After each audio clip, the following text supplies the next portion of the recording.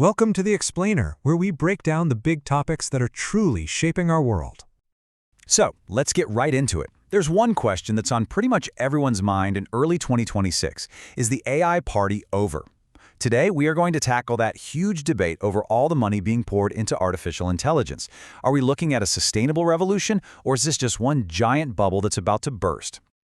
Okay, here's our game plan. First, we're going to look at the echoes of the dot-com crash, the argument for a bubble. Then we'll see why this time might actually be different. After that, we'll dive into what we're calling the Great AI Divide. And finally, we'll talk about the new reality of power and policy that's shaping everything. Let's jump in. All right, so let's start with the big fear, the one that has investors really spooked. Are we just reliving the dot-com crash all over again? A huge red flag for a lot of people is just how concentrated the market has become. I mean, look at this. Just 7 companies, these so-called Magnificent 7, now make up a whopping 36% of the S&P 500's total value. When you see that much money piled into just a handful of players, all locked in a crazy AI arms race, well, it starts to feel an awful lot like the year 2000, doesn't it? Now this is where it gets really interesting, and maybe a little worrying. There's this idea that's got critics buzzing, called circular revenue. Basically, it's a weird feedback loop. A tech giant invests a ton of money into a hot startup, and then that startup immediately turns around and uses that same cash to buy cloud services from, you guessed it, the very same tech giant. It's a cycle that could be making revenues look a lot bigger than they actually are.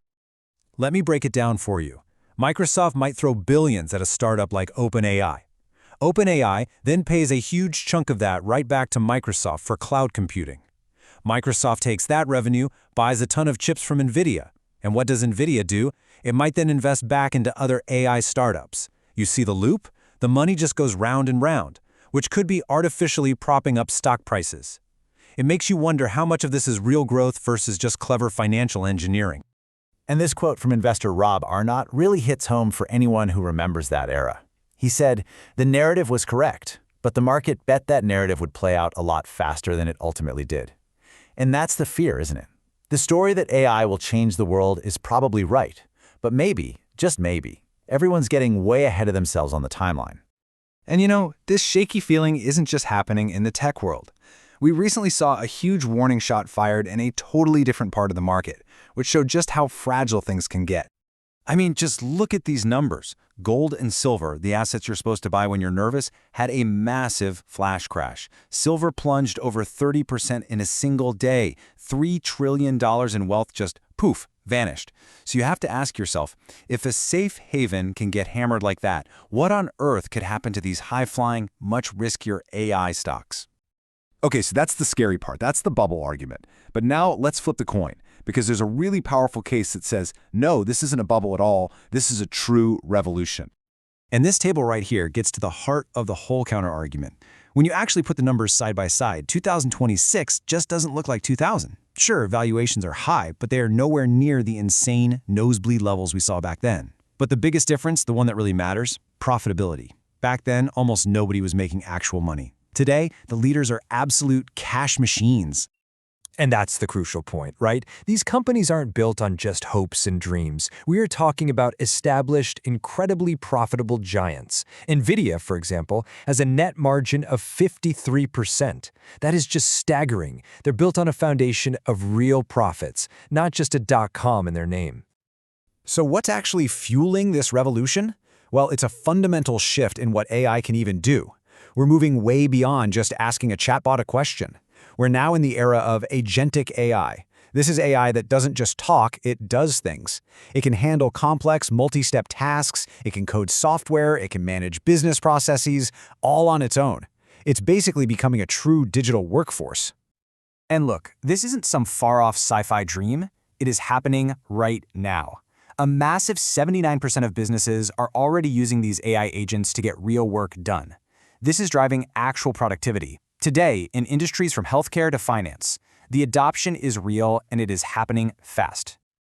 So all of this brings us to a much more nuanced view. Maybe it's not a simple question of boom or bubble. Maybe it's a battle. The AI economy isn't a single wave lifting all boats, it's a fight, with very clear winners and, well, some potential losers. What we're really seeing is a kind of civil war inside the tech sector. On one side, you have the winners, the infrastructure companies. Think of them as the people selling the picks and shovels in this new gold rush. They're making the chips, building the data centers, all the physical guts of AI. But on the other side, you've got the traditional software companies, and they're really struggling to prove their value in this new world. And the amount of money being spent on those picks and shovels is just mind-blowing. The 5 biggest cloud companies are on track to spend over $500 billion this year alone on AI infrastructure. That isn't speculation. That's a cold, hard arms race to build the factories of the future. So while the hardware builders are booming, these software companies are stuck in what people are calling the software slog. The market is basically punishing them for not figuring out how to make money from AI fast enough. It's not enough to just have a cool AI feature anymore. Investors want to see the profits, and they want to see them now. Okay, but there's one last huge piece to this puzzle, because this whole digital revolution is slamming headfirst into 2 very real-world walls: power and policy. You see, all of these AI data centers, they are unbelievably thirsty for electricity. Power demand from data centers is projected to grow by an incredible 165% by 2030. Our power grid was just not built for this. We are hitting a massive energy bottleneck. This demand for power is so intense, it's actually triggering what people are calling a nuclear renaissance. Seriously, tech giants are now partnering with utility companies just to get dedicated 24/7 nuclear power to run their AI factories. And then there's that other wall, politics. As AI gets more and more powerful, you better believe governments are stepping in. We're seeing major antitrust investigations into NVIDIA, Microsoft, and OpenAI. New laws around copyright and safety are coming online. These regulatory headwinds are very real, and they could absolutely slow this whole revolution down.